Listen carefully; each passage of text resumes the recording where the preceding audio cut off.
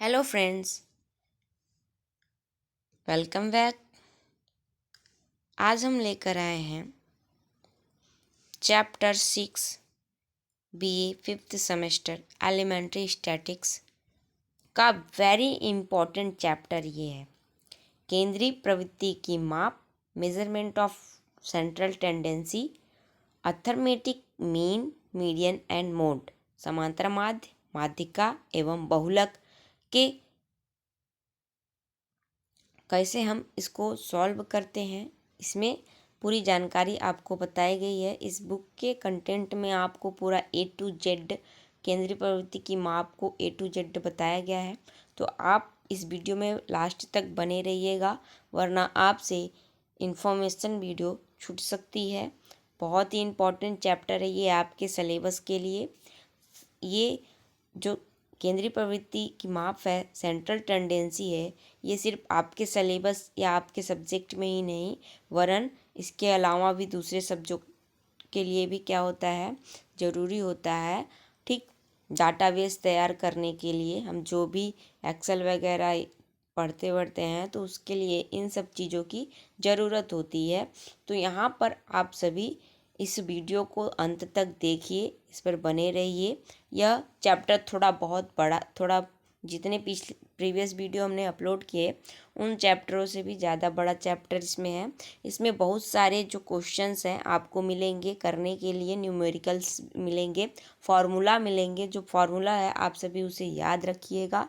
उसी फार्मूले से हम क्वेश्चन को अपना क्या करते हैं, सॉल्व करते हैं न्यूमेरिकल को। और लास्ट में important question, long type, short type important questions भी दिया है, और साथ में आपको प्रैक्टिकल करने के लिए भी दिया है। मतलब प्रैक्टिकली आप क्वेश्चंस को सॉल्व करिए, उसके लिए भी 20-30 क्वेश्चन आपको लास्ट में मिलेंगे देखने के लिए। चैप्टर के लास्ट में उन्हीं 20-30 क्वेश्चन में से आपके एग्ज़ाम में ज़रूर से ज़रूर आएंगे। तो ये 100% गारंटी है कि इस चैप्टर से 1-2 क्वेश्चन ज़रूर आएंगे। आप सभी ध्यान से इस चैप्टर को पढ़िएगा, और ये आपके लिए बहुत ही बेहतरीन चैप्टर होने वाला है। ठीक, तो हम चलते हैं अपने टॉपिक पर। तो हमारा टॉपिक है केंद्रीय प्रवृत्ति की माप, समांतर माध्य, माध्यिका एवं बहुलक के बारे में इस चैप्टर में पूरी जानकारी जानेंगे। बुक के कंटेंट को देखते हैं। अभी मैं बुक के कंटेंट ही सिर्फ ला रही हूँ, और आप सबको बता दूँ कि अभी बुक का जब कंटेंट पूरा कंप्लीट हो जाएगा, जितने भी चैप्टर्स हैं, तो अब उसके बाद में जो मीन, मीडियन, मोड वगैरह है, कार्ल पियर्सन का जो सूत्र है, फॉर्मूला है, उसके अनुसार हम समंक या डाटा का आकलन किस तरीके से फॉर्मूला का यूज करके हम सॉल्यूशन करेंगे, क्वेश्चन न्यूमेरिकल जो है उसको सॉल्व करेंगे, तो वो मैं अलग से वीडियो बनाऊंगी। ठीक, अभी फ़िलहाल हम बुक का कंटेंट लेकर चल रहे हैं, तो बुक का कंटेंट ही पढ़िए और देखिए। जो सॉल्यूशन है बुक में, उसी फार्मूला से, उसी बेस्ड पे हम सॉल्यूशन करेंगे। तो अभी सॉल्यूशन के लिए चिंता मत करिए, नेक्स्ट वीडियो जो आएगी अभी उसमें हम सॉल्यूशन करेंगे, और प्रीवियस ईयर क्वेश्चन पेपर का हम आंसर की भी लेकर आएंगे। उसे भी आप सभी देख लीजिएगा। प्लेलिस्ट बनी हुई है एलिमेंट्री स्टैटिक्स, उसमें आपको पूरी वीडियो शुरू से लेकर अंत तक का मिल जाएगा। ठीक, तो आगे हम देखते हैं। यहाँ पर दिया हुआ है, संक्षेप में दिया है, ध्यान से देखते हुए चलिएगा। बोल रहा है, संख्यात्मक तथ्यों के विशाल समूह को पूरी तरह समझना अत्यंत कठिन है। अतः हम एक ऐसे स्थिर माप को प्राप्त करने के लिए बाध्य हो जाते हैं जो कि आंकड़ों के विशाल समूह के संबंध में पूरा ज्ञान दे सके। अतः किसी समंक श्रेणी में एक ऐसी संख्या जो संपूर्ण समंकों की विशेषताओं का ज्ञान कराती है तथा जिसका उपयोग संपूर्ण श्रेणी के प्रतिनिधि के रूप में किया जाता है, सांख्यिकी या माध्य कहलाती है। माध्य को केंद्रीय प्रवृत्ति की माप इसलिए माना जाता है क्योंकि संपूर्ण समंक श्रेणी के पद माध्य मूल्य के चारों ओर केंद्रित रहते हैं। संक्षेप में, माध्य वह है जो श्रेणी के समस्त समंकों का प्रतिनिधित्व करता है। माध्य को प्रतिनिधित्व, रिप्रेजेंटेटिव वैल्यू तथा प्रथम दर्जे का औसत average of the first order व स्थान संबंधी माप मेजर ऑफ लोकेशन भी कहते हैं। ये कुछ नाम है, इस नाम से भी हमारा जो है माध्य जाना जाता है। ठीक, अब माध्य की परिभाषाएं यहाँ पे बताई गई हैं कि परिभाषाएं क्या हो सकती हैं समंक की श्रेणी में। तो पहला यहाँ दिया हुआ है,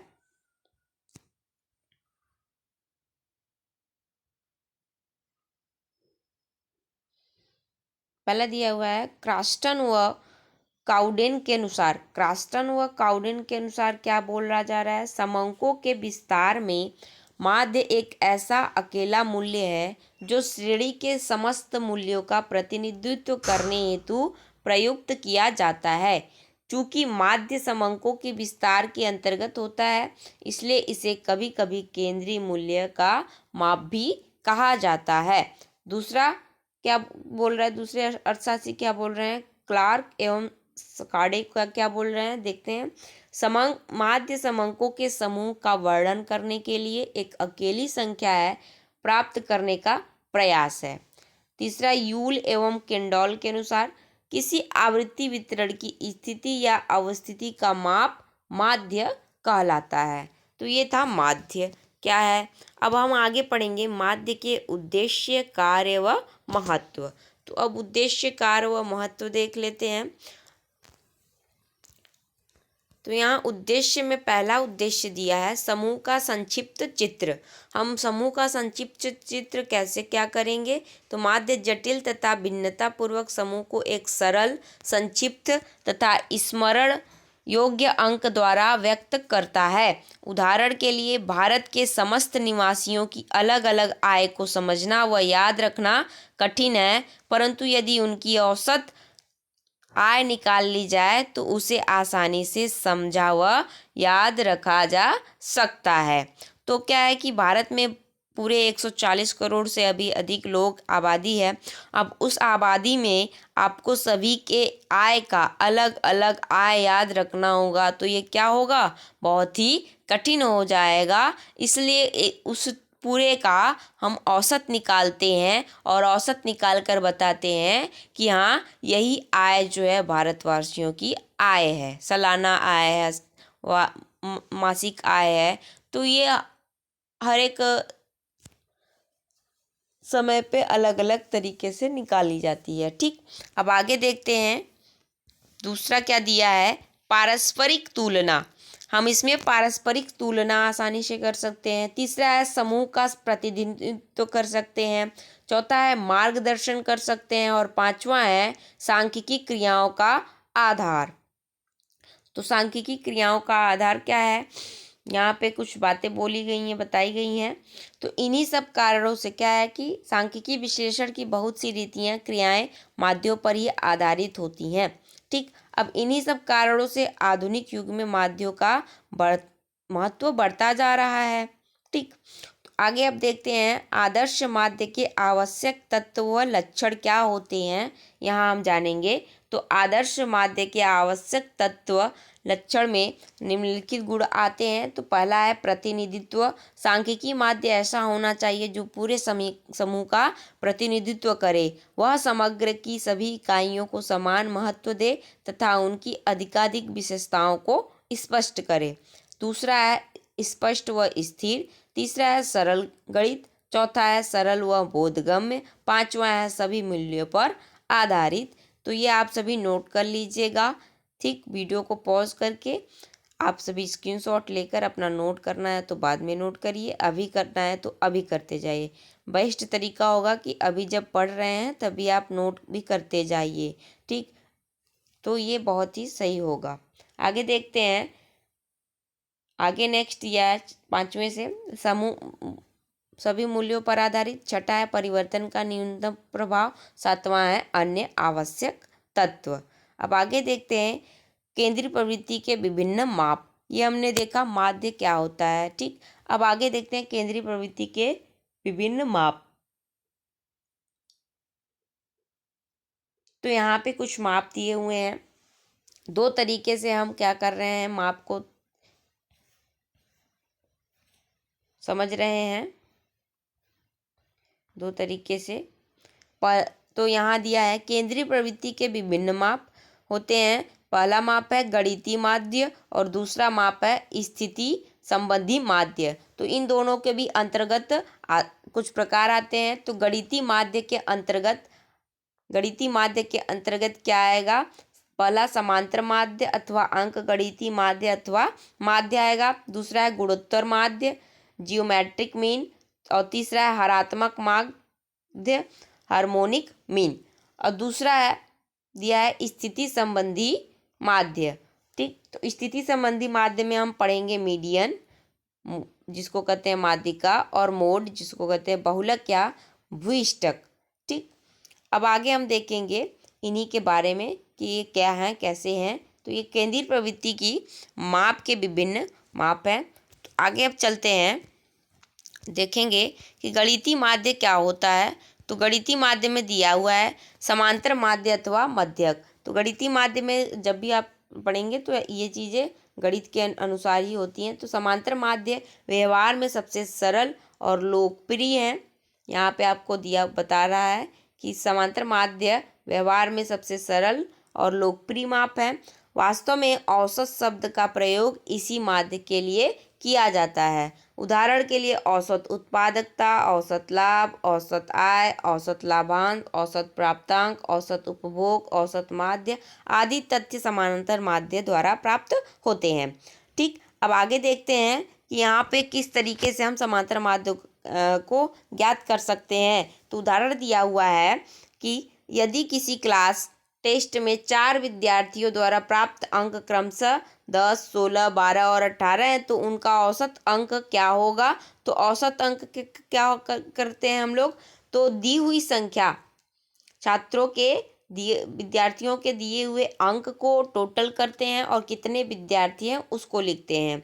तो कुल दी हुई संख्या बटे कुल विद्यार्थियों की संख्या, कुल अंकों की संख्या बटे कुल विद्यार्थियों की संख्या यहाँ करेंगे तो हमारा क्या निकलेगा? औसत निकल जाएगा। यह इसी तरीके से हम क्या करते हैं, किसी भी चीज़ का औसत निकालते हैं। तो यहाँ टोटल करने के बाद जब इसको डिवाइड कर देंगे तो यहाँ हमारा 14 अंक होगा। मतलब यह क्या है? माध्य। ठीक, अब आगे देखते हैं समान गणितीय माध्य के परिभाषाएं कुछ आगे दी हुई हैं, बताई हुई हैं यहाँ पर। तो ये क्या है? परिभाषा में देख रहे हैं कि समांतर माध्य की कुछ परिभाषाएं बताई गई हैं और कुछ अर्थशास्त्रियों के द्वारा बताई गई हैं। तो अर्थशास्त्रियों ने कुछ बताई हुई, तो यहाँ देखते हैं। पहला सेक्रेट ने बताया है एक समंकमाला के पदों के मूल्य के जोड़ में उनकी संख्या से भाग देने पर प्राप्त संख्या माध्य कहलाती है। किंग के अनुसार है समंकमाला के पदों के योग में उनकी संख्या का भाग देने से जो राशि प्राप्त होती है उसे माध्य के रूप में परिभाषित किया जा सकता है। फिर मिल्स के अनुसार दो तरीके से यहाँ पे दिया गया है। मिल्स ने बताया है कि समांतर माध्य किसी भी वितरण का समतोलन केंद्र है। इनके अनुसार माध्यक दो प्रकार के होते हैं। पहला सरल माध्यक, सिंपल अर्थमेटिक एवरेज, इसमें पदमाला के सभी पदों को समान महत्व दिया जाता है। और दूसरा भारित मध्यक, वेटेज अर्थमेटिक एवरेज, जब पदों को आवश्यकता अनुसार भार देकर मध्यक निकाला जाए तो इसे भारित माध्य कहते हैं। अब आगे हम देखते हैं सरल समांतर माध्य की गणना हम कैसे करेंगे, मीन की हम गणना कैसे करेंगे। तो मीन की गणना करने के लिए पहले ये बात आपको बहुत ही इम्पोर्टेंट है, ज़रूरी है, इसको आप सभी नोट कर लीजिएगा कि जो मीन का हम मीन मीडियन मोड निकालते हैं तो उसके लिए कुछ श्रेणियाँ बनी हुई होती हैं। उन श्रेणियों के अनुसार ही हम अपना मीन मीडियन मोड फॉर्मूला वेज लगाकर हल करते हैं। तो फॉर्मूला हर वर्ग के लिए अलग अलग हो सकता है, श्रेणी के लिए। तो ये बात भी आप सभी को ध्यान देनी होगी। इस चैप्टर में दिया है व्यक्तिगत श्रेणी, पहला दिया है माध्यम किस तरीके से निकालेंगे। तो पहला व्यक्तिगत श्रेणी में किस तरीके से निकालेंगे, दूसरा खंडित श्रेणी में हम किस तरीके से निकालेंगे, और तीसरा है सतत अविच्छिन्न अथवा वर्गीकृत श्रेणी में हम किस तरीके से माध्य को निकालेंगे। ये तरीका आपको आगे बताया जाएगा। तो आगे देखते हैं। आगे यहाँ पर आपको दिखेगा कि व्यक्तिगत श्रेणी जो है, व्यक्तिगत श्रेणी के अंतर्गत व्यक्तिगत श्रेणी के अंतर्गत भी दो रीति आती है, पहला प्रत्यक्ष रीति और दूसरा लघु रीति। तो ये भी याद रखिएगा कि जब पदमाला में प्रत्येक पद के बारे में प्रत्यक्ष जानकारी दी हुई हो तो उसे व्यक्तिगत श्रेणी कहते हैं। अब व्यक्तिगत श्रेणी किसे कहते हैं ये भी आपको बता दिया गया। अब व्यक्तिगत श्रेणी वाले प्रश्न की दशा में सरल माध्य की गणना दो प्रकार से की जाती है, पहला प्रत्यक्ष रीति और दूसरा लघु रीति। अब प्रत्यक्ष रीति क्या होता है देख लेते हैं। प्रत्यक्ष विधि में माध्य निकालने के लिए सभी अवलोकनों या मूल्यों को जोड़कर उनकी संख्या से भाग दिया जाता है। इस रीति का प्रयोग तभी करना चाहिए जब चर मूल्यों की संख्या कम हो तथा वे दशमलव में ना हो। इस विधि की परिगणना के लिए निम्न सूत्र का प्रयोग किया जाता है। तो ये बातें आप सभी बहुत ही अच्छे से ध्यान रखिएगा, ठीक, कि उनकी संख्या चर मूल्यों की संख्या क्या हो, कम होनी चाहिए और वो दशमलव में नहीं होनी चाहिए, तभी इस रीति का हम प्रयोग कर सकते हैं। और इस रीति का प्रयोग करने के लिए ये फॉर्मूला यहाँ पे आपको दिया गया है।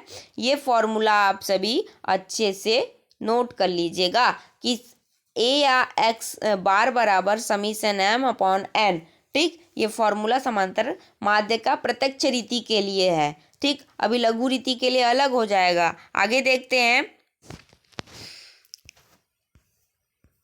जहां पर x बार बराबर क्या होता है, समांतर माध्य होता है, और x समीशन m बराबर क्या होता है, पद मूल्यों का योग, जितने भी पद दिए होते हैं उनका पूरा योग होता है, और n जो होता है वो पदों की संख्या होती है। तो यहाँ आपको उदाहरण बताया गया हुआ है। उदाहरण दिया गया है 10 विद्यार्थियों द्वारा सांख्यिकी में प्राप्त अंक दिए हुए हैं, इनमें आप समांतर माध्य ज्ञात कीजिए। तो आप बहुत ही आसानी से ज्ञात कर सकते हैं। देखिए कितने विद्यार्थी दिए हैं, 10 विद्यार्थी दिए हैं, तो ये आपका एन हो गया। 10 विद्यार्थी आपका ये जो है एन हो गया, और जो प्राप्तांक है वो पूरा पदों का योग आप कर लेंगे। यहाँ पे आपको योग कर दिया है। देखिए एग्जाम्पल उदाहरण सॉल्व हुआ है आपका, तो इसमें आप सभी क्या कर देंगे, योग कर देंगे। योग करने के बाद आपको यहाँ पे इस तरीके से सॉल्व करना है। सॉल्व करने का परिगणना करने के पद बताए हुए हैं, ठीक। सभी अवलोकन को m से संबोधित कीजिए, सभी अवलोकन का योग कीजिए तथा उसे समीशन m से संबोधित कीजिए।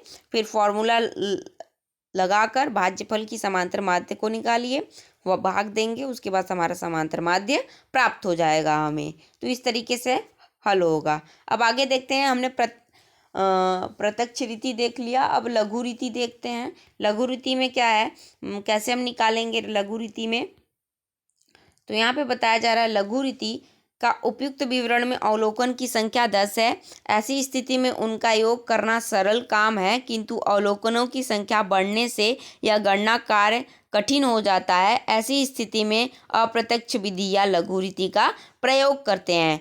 यदि कम पद दिए हुए हैं तो उसका तो हम प्रत्यक्ष रीति से आसानी से समांतर माध्य निकाल सकते हैं, लेकिन अगर वही आपको 50 दिया रहे, 100 दिया रहे, तो अधिक दिया रहे, तो आप उन अधिक की गणना करने के लिए क्या करेंगे पूरा जोड़ेंगे। तो जोड़ने के लिए आपको थोड़ा ज़्यादा टाइम वक्त लगेगा और कठिन थोड़ा हो जाएगा, ठीक। तो उसको सरल बनाने के लिए हम लघु रीति का यूज करते हैं।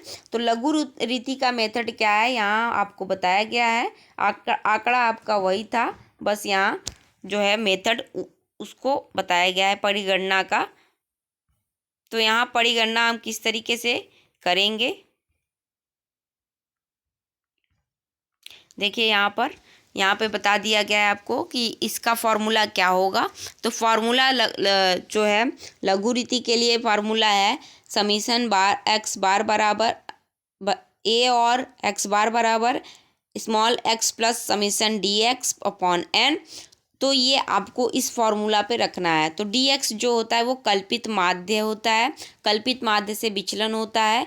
आप सभी डी एक्स क्या करेंगे, dx मतलब इसमें से कोई एक कल्पित माध्य मान लेंगे। तो कल्पित माध्य अगर आपने 20 माना है, कल्पित माध्य अगर आपने ये यहाँ है ना 20 माना है, तो हम क्या करते हैं m में से इस कल्पित माध्य को क्या करते हैं, घटाते जाते हैं। तो ये जो हमारा 25 है, 25 में से हम 20 माइनस करेंगे तो हमें क्या मिलेगा, 5 मिलेगा। ऐसे ही 28 में से हम जब 8 माइनस करेंगे, सॉरी 28 में से जब हम 20 माइनस करेंगे तो हमें 8 मिलेगा। 32 में से अगर हम 20 माइनस किए तो 12 मिलेगा। ऐसे ही हम कंटिन्यू क्या करेंगे, लास्ट तक 20 से हम माइनस करते जाएंगे और तो तब हमें ये क्या मिलेगा, कल्पित माध्य से विचलन मिलेगा, जिसको हम क्या कहते हैं, समीशन डी एक्स। ठीक, तो डी एक्स टोटल यहाँ है और एन यहाँ है। तो अब इस तरीके से इस फॉर्मूला पे रख के हम क्या करेंगे, सॉल्व कर लेंगे। तो हमको ये कल्पित माध्य हमारा लघु रीति से मिल जाएगा। अब आगे देखते हैं खंडित श्रेणी। अब वो व्यक्तिगत श्रेणी थी, अब खंडित श्रेणी में समांतर माध्य की परिगणना किस तरीके से करेंगे। तो यहाँ आपको प्रत्यक्ष विधि और लघु रीति दोनों बताए गए हैं। लघु रीति के साथ साथ पद विचलन, स्टेप डिवीजन मेथड भी बताया गया है। 3 तरीके से खंडित श्रेणी भी होते हैं। पहली श्रेणी प्रत्यक्ष विधि में हम क्या ज्ञात करेंगे, EMF upon summation M F upon N अथवा summation M F upon summation F, क्योंकि समीशन एफ बराबर ही एन होता है। तो यहाँ इसको देख लीजिए कि क्या है। तो समीशन एम एफ जो है चल तथा आवृत्तियों की गुणाओं का योग होता है और एन जो होता है आवृत्तियों का योग होता है। तो ये फ्रिक्वेंसी एफ जो होता है फ्रिक्वेंसी को डिनोट करता है। आगे देखते हैं। अब यहाँ उदाहरण दिया हुआ है, परिगणना किस तरीके से हम करेंगे, उदाहरण आपके लिए बताया गया है।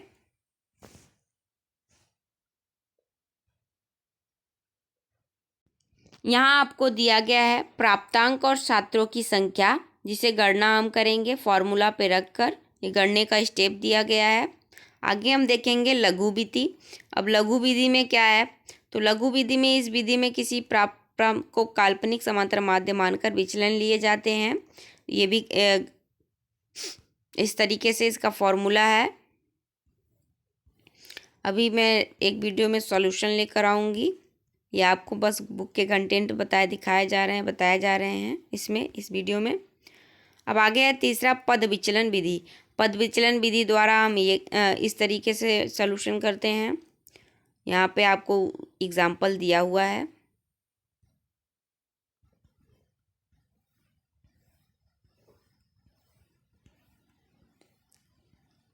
बुक के जो एग्जाम्पल्स है वो इम्पोर्टेंट हो सकते हैं आप सबके लिए।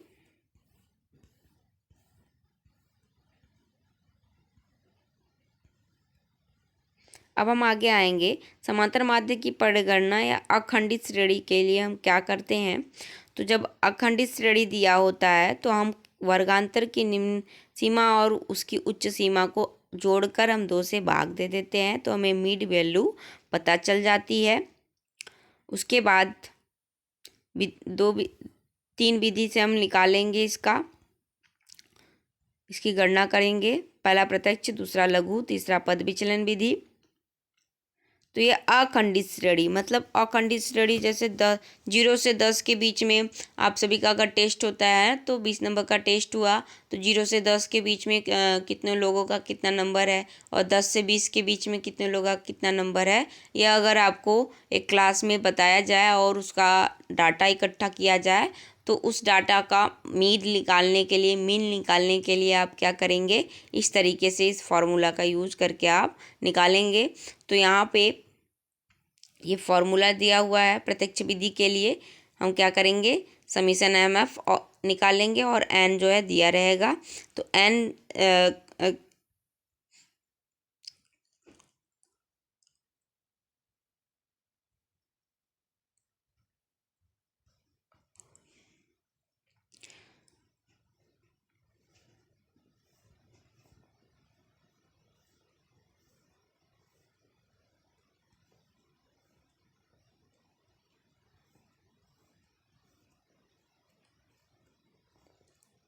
अब आते हैं हम पद विचलन विधि। तो पद विचलन विधि में इस विधि का प्रयोग सतत या खंडित श्रेणी की भांति होता है। तो इसमें अंकगणितीय माध्य संबंधी कुछ विचारणीय बातें होती हैं, जिसमें समावेशी रीति होती है और अपवर्जी रीति होती है। तो यहाँ पे समावेशी रीति इंक्लूसिव मेथड में समावेशी प्रकृति की हो तो अंकगणितीय माध्य ज्ञात करने के लिए उसे अपवर्जी श्रेणी बनाने की कोई आवश्यकता नहीं है। सिर्फ प्रत्येक वर्गांतर का मध्य मूल्य निकालकर प्रश्न हल कर लिया जाता है। तो ये सब सॉल्यूशन मैं बताऊंगी यहाँ पे, तो सॉल्व करके आपको दिया हुआ है। अब आगे है संचयी आवृत्ति वितरण। तो संचयी आवृत्ति वितरण क्या होता है ये आप सभी पढ़ लीजिए। ये उदाहरण दिया हुआ है। तो संचयी आवृत्ति वितरण से हम माध्य कैसे ज्ञात करेंगे, तो इसका सॉल्यूशन यहाँ दिया हुआ है। अब आगे है सामूहिक समांतर माध्य। सामूहिक समांतर माध्य क्या है?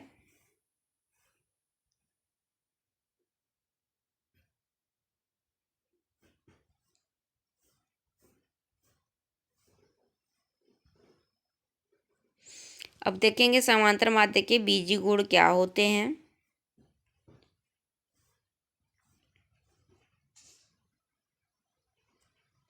फिर सरल समांतर माध्य के गुण क्या होते हैं। सरल समांतर माध्य के गुण सरलता, निश्चितता, स्थिरता, तुलनीयता, बीजगणितीय विवेचना, क्रम, अनावश्यक पूरक प्रभाव। ठीक, अब सरल माध्य के दोष क्या हैं देखते हैं। तो सरल माध्य के दोष, किसी श्रेणी की आकृति मात्र को देखकर मध्यक का अनुमान नहीं लगाया जा सकता। ठीक, इसे ज्ञात करते समय प्रत्येक पद को समान महत्व दिया जाता है, अतः परिणाम विश्वसनीय नहीं होते हैं।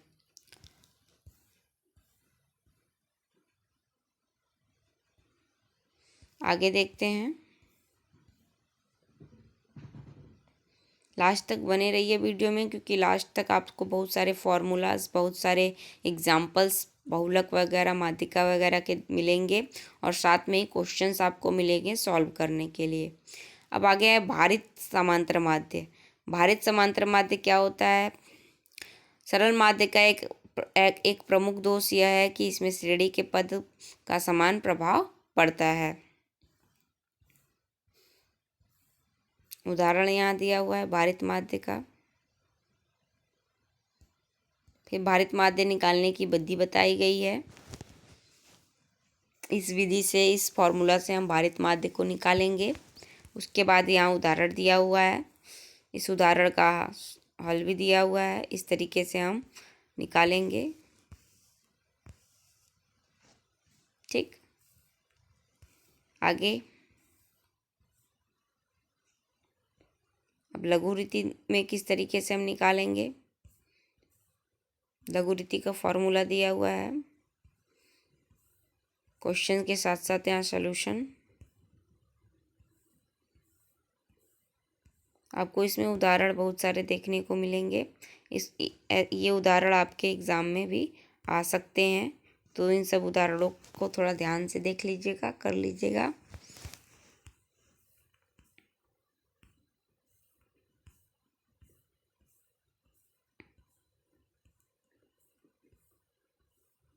व्यक्तिगत श्रेणी में गुणोत्तर माध्य का निर्धारण हम कैसे करते हैं यहाँ बताया गया है।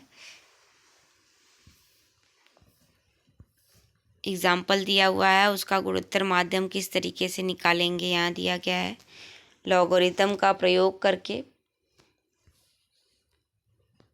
लॉगरिथम आप सभी ने पढ़ा ही होगा।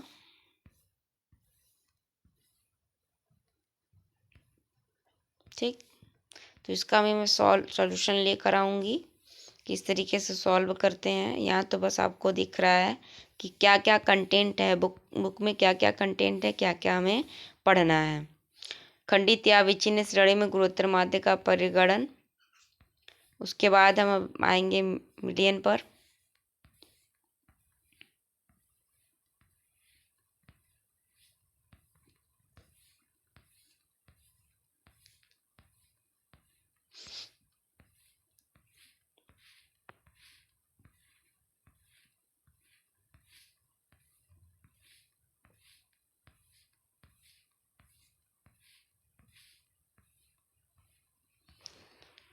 हरात्मक माध्य में क्या करना है हमें यहाँ बताया गया है।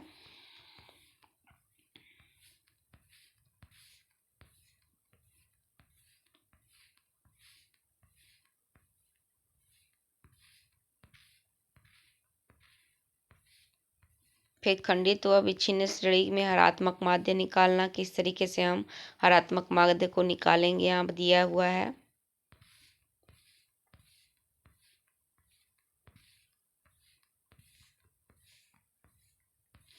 हरात्मक माध्य निकालने के एग्जाम्पल्स दिए हुए हैं।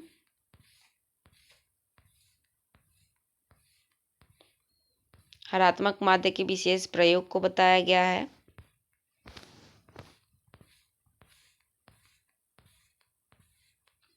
भारित हरात्मक माध्य क्या है, कैसे इसको निकालते हैं।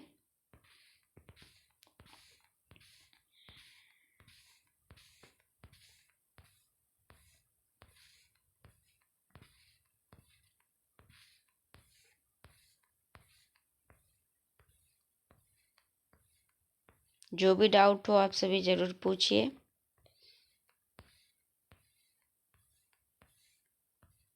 अब हम आएंगे, माध्य हमारा खत्म, अब हम आएंगे माध्यिका।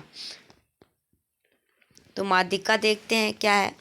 किसी समंक, माध्यिका क्या बता रहा है,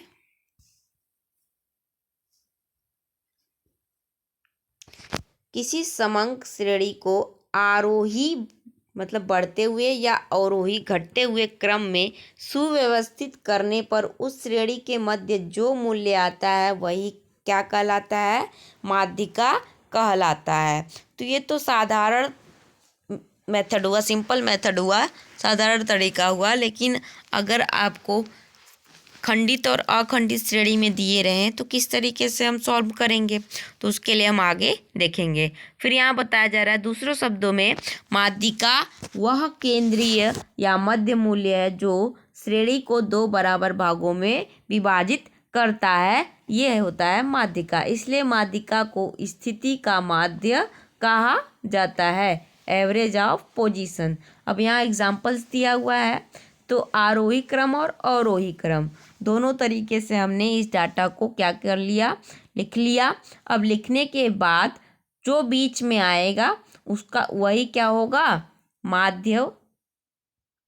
माध्यिका होगा। आगे अब देखेंगे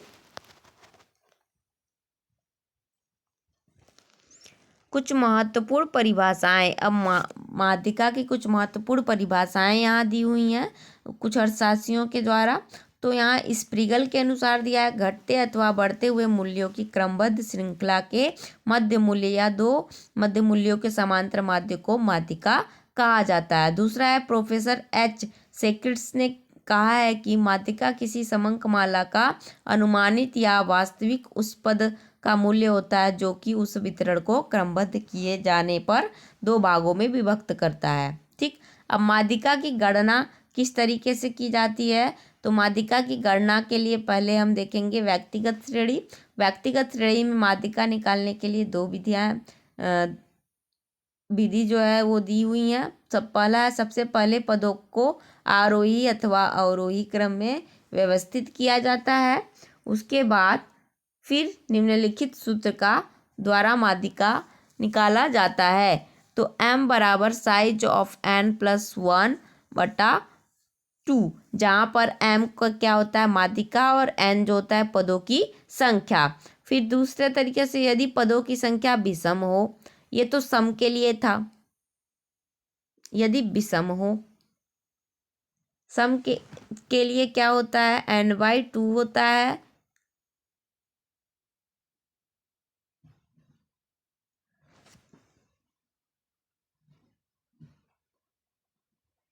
आगे देखते हैं, यदि पदों की संख्या विषम हो तो क्या क्या करेंगे हम,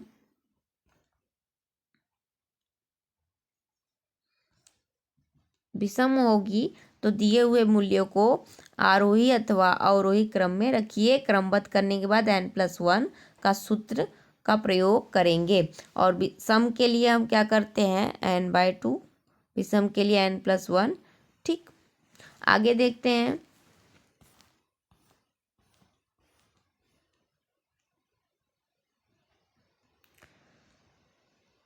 ये तो विषम के लिए था, सम के लिए अलग तरीका बताया गया है। पदों की संख्या युग्म होने पर माध्यिका ज्ञात करना है। तो अगर सम होगा तो सम के लिए हम क्या करते हैं, इस यहाँ पे अलग से फॉर्मूला दिया हुआ है।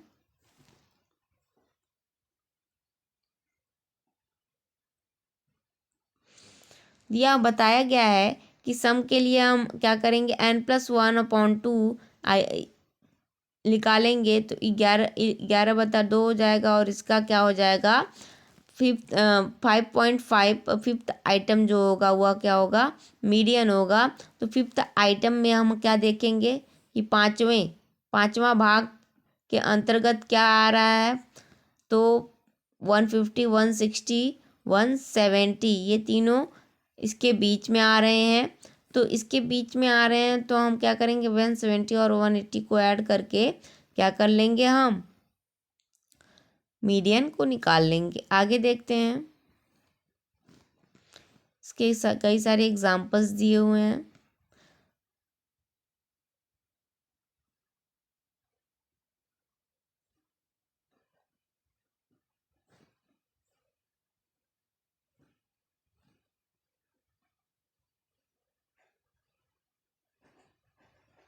सतत खंडित श्रेणियों में माध्यिका की गणना हम किस तरीके से करेंगे, तो यहाँ बताया गया है, फॉर्मूला दिया गया है। ये जो L1 L2 है वो आपको बताया गया है यहाँ पे कि इस फॉर्मूला के अंतर्गत जो यहाँ पे फॉर्मूला है इसमें जो वर्ड्स हैं, ये लेटर जो हैं ये किस क्या है, तो L1 जो है माध्यिका वर्ग की निचली सीमा होती है। I जो होता है वो वर्ग विस्तार होता है। F जो होता है माध्यिका वर्ग की फ्रीक्वेंसी होती है। C जो होता है माध्यिका वर्गांतर के ठीक पहले वर्ग की संचयी आवृत्ति होती है। M जो होता है वो माध्यिका होता है। स्मॉल m जो होता है वो n/2 माध्यिका पद होता है। और L2 जो होता है वो ऊपरी सीमा होती है। ठीक, आगे हम देखेंगे,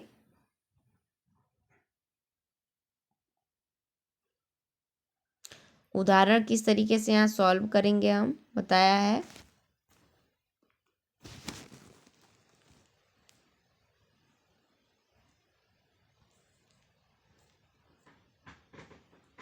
माध्यिका के गुण देखते हैं, स्पष्टता, सरलता, चरम मूल्यों के प्रभाव का अभाव, बिंदुओं की प्रदर्शन संभव, गुणात्मक तथ्यों के लिए उपयुक्त।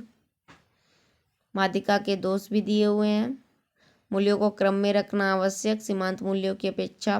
तीसरा, बीजगणितीय विवेचना का अभाव। चौथा, श्रेणी के पूर्व प्रतिनिधि का अभाव। अब हम आएंगे मोड, बहुलक या भूपिष्टक, यह क्या होता है देखते हैं। अंग्रेजी भाषा को मोड शब्द फ्रेंच भाषा के ला मोड से बना है, जिसका शाब्दिक अर्थ होता है रिवाज या फैशन। सांख्यिकी में भूपृष्ठक या मूल्य को कहते हैं जो दिए हुए समूहों में सबसे अधिक बार आता है। यदि किसी कक्षा में सबसे अधिक विद्यार्थी की लंबाई 50 इंच है तो 50 इंच भूपृष्ठक लंबाई होगी।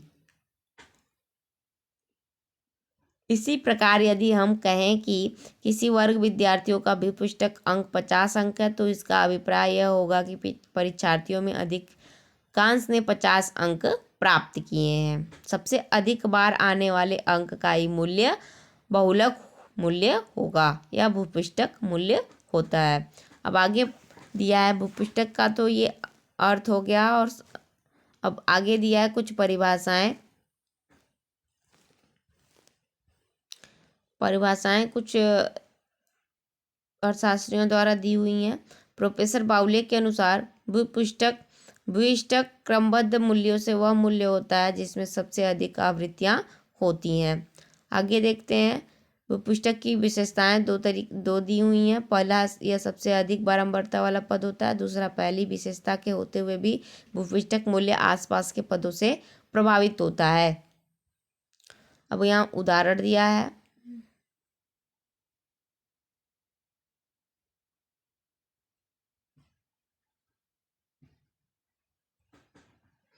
यहाँ पर भी व्यक्तिगत श्रेणी, खंडित श्रेणी, अखंडित श्रेणी के अनुसार सॉल्व करना होगा।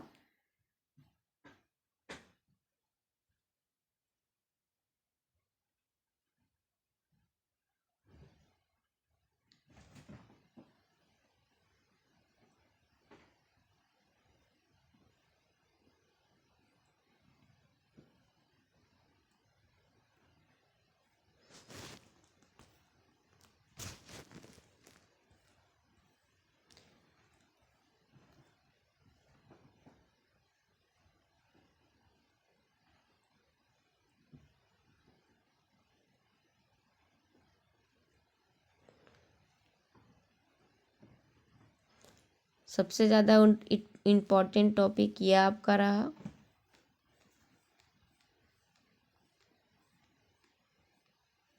अखंडित श्रेणी, अखंडित श्रेणी ये वेरी इंपॉर्टेंट टॉपिक है। अखंडित श्रेणी में इस तरीके से हम बहुलक निकालते हैं। ठीक, ये बहुलक का फॉर्मूला है।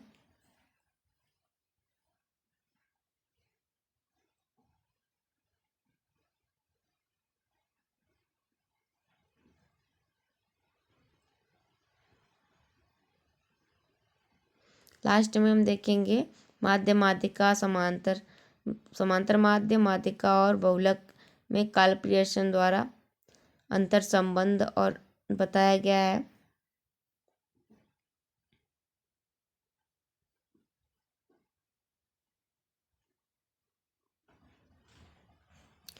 भूपृष्ठक ज्ञात करते समय ध्यान देने योग्य बातें यहाँ बताई गई हैं, उसका उपयोगिता बताया गया है।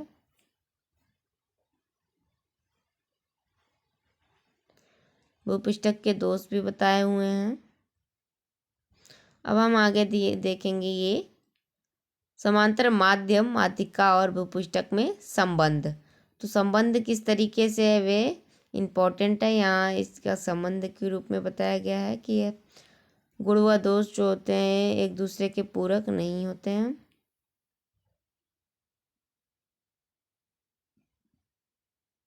कार्ल पियर्सन ने इन तीनों का संबंध निम्न समीकरण द्वारा बताया हुआ है। तो देखते हैं ये समीकरण क्या है। तो माध्य माइनस बहुलक बराबर 3 ब्रैकेट में माध्य माइनस माध्यिका, इस तरीके से इसका फॉर्मूला दिया है। स्मॉल ए जो है माध्य है और 2 जो है बहुलक है और 3 जो है माध्यिका ए है और माध्य ए है और माध्यिका जो है एम है। आगे जिनमें कई अन्य रूपों में लिखा जा सकता है। अब इसको हम अन्य कई रूपों में लिख सकते हैं, जैसे बहुलक बराबर 3 माध्यिका माइनस 2 माध्य, इस तरीके से लिख सकते हैं। और दूसरे तरीके से है माध्यिका बराबर 1/3 ब्रैकेट में माध्य प्लस बहुलक। 3 तरीके से जो यहाँ बताया गया है, कार्ल पियर्सन ने बताया है कि इस फॉर्मूले को लिख सकते हैं। जो ऊपर में ये आपको फॉर्मूला दिया हुआ है, यहाँ इस फॉर्मूले को हम क्या कर सकते हैं, तीन रूप में लिख सकते हैं। इस फॉर्मूले को पहला रूप है बहुल, दूसरा, तीसरा, इस तरीके से हम लिख सकते हैं। फिर उदाहरण हम एग्जाम्पल देखते हैं। उदाहरण अगर दिया है बहुलक का अनुमान लगाइए जबकि माध्य 12 और माध्यिका 16.6 है। तो अब यहाँ अरे 16.5 है। तो यहाँ इस तरीके से अगर आपको दिया रहे तो हम कैसे करेंगे, किस फॉर्मूला से यूज करेंगे। तो जेड बराबर, यहाँ मिट गया है, यहाँ इक्वल होगा जेड बराबर 3m माइनस 2a। तो बहुलक बराबर 3 माध्यिका और 2 माध्य। अब इसमें हम क्या रखेंगे, माध्यिका कितना दिया है 16.5 और माध्य कितना दिया है 12। तो 12 में 2 का मल्टीप्लाई करेंगे और 16 में 3 का।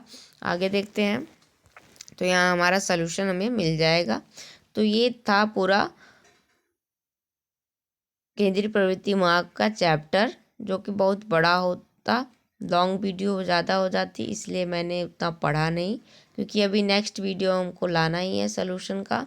और एग्जाम्पल उदाहरण के साथ साथ फार्मूला के साथ साथ हम क्वेश्चन को कैसे सॉल्व करेंगे वो मुझे लाना ही था, इसलिए मैंने ज़्यादा यहाँ नहीं दिया, बस फटाफट स्क्रॉलिंग किया। अब यहाँ हम लॉन्ग टाइप और शॉर्ट टाइप क्वेश्चंस देखेंगे जो आप सभी के लिए बहुत ही इंपॉर्टेंट होने वाले हैं। इसे आप देखकर आप अपना आंसर लिख सकते हैं खुद से, क्योंकि आपको बुक के कंटेंट आपको मिल गए हैं। ठीक, यहाँ पे एमसीक्यू ऑब्जेक्टिव टाइप्स क्वेश्चंस भी हैं।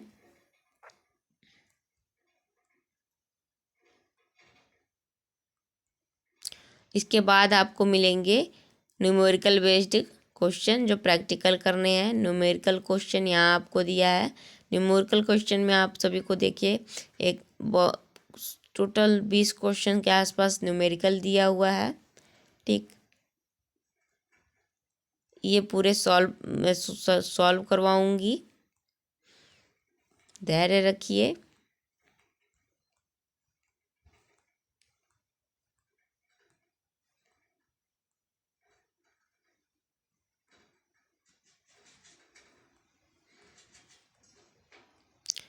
अब मैं इसके बाद लेकर आऊँगी नेक्स्ट चैप्टर नंबर 7 अपकिरण।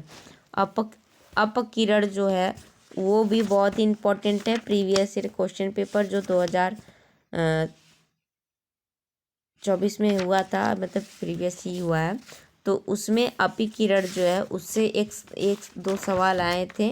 तो ये आपको ज़रूरी है। चैप्टर नंबर 7 हो सकता है इस बार भी आए अपकिरण से। ठीक,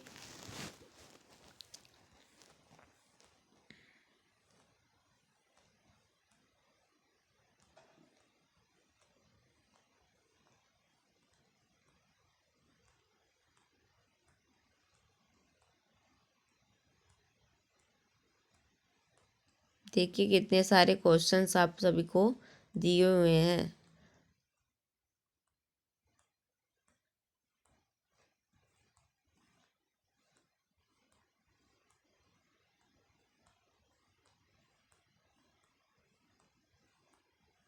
बहुत ही इम्पोर्टेंट है आप सबके लिए। इतने क्वेश्चंस आप सॉल्व कर लेंगे तो फिर न्यूमेरिकल अगर आपको एग्ज़ाम में करना है तो कर सकते हैं, नहीं करना है तो नहीं भी कर सकते हैं, क्योंकि उसमें ऑप्शन करके दिया रहता है और करके। एक ही क्वेश्चन में 2 क्वेश्चन अथवा करके दिए रहते हैं। करना है तो करिए, नहीं करना है तो मत करिए। लेकिन हाँ, आपको ये